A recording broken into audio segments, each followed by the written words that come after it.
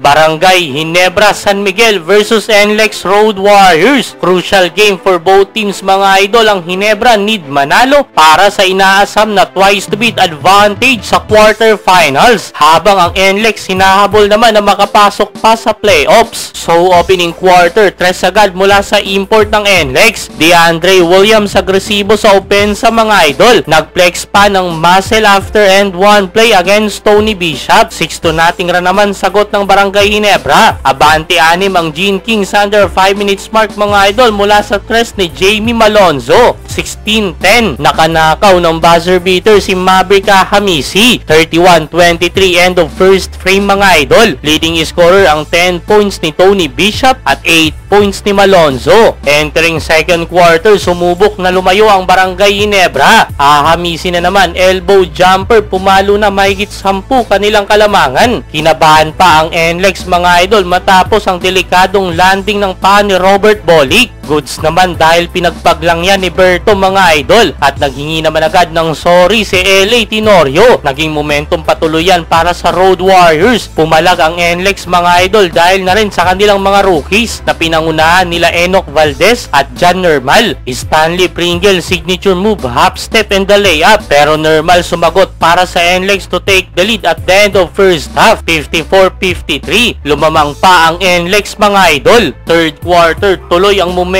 para sa NLEX Road Warriors. Sinimulan ang quarter with 8-2 run. Puminit sa labas ang NLEX mga idol, patuloy na pinapahirapan ng mga rookies ang Barangay Ginebra. Enoch Valdez driving layup, tres naman pinapakawalan ni Normal. Butata pa inabot ni Scottie Thompson sa import na si DeAndre Williams. Biglang nabaliktad ang ihip ng hangin mga idol. NLEX na ang may hawak ng double digit na kalamangan. Pero late minutes nung nakagawa naman ng run ang Barangay Ginebra. Side step layup mula kay Tony Bishop. Christian Stanardinger buzzer beater. Baba 5 kanilang hinahabol. End of third frame, 82-77. Fourth quarter, magandang umpisa para sa Barangay Ginebra. Inumpisahan ng tres ni Nards Pinto. Sinundan ng pag-init na din ni Stanley Pringle hanggang sa nakuha na muli ng Gene Kings ang kalamangan mga idol. 87-86. Pero may mga pambawi ang NLEX. Intense na ang laban. Magkakagulo pa under 4 minutes mark matapos ang agawan ng bola nila DeAndre Williams at Maverick Hamisi. 1 minute remaining, isa lang lamang ng Ginebra. But Tony Bishop clutch 3-pointer, 101-97. Ginebra take the 4-point lead at naipanalo ang laban sa dulo. Secured na ang twice to beat advantage sa quarterfinals mga idol para sa Barangay Ginebra.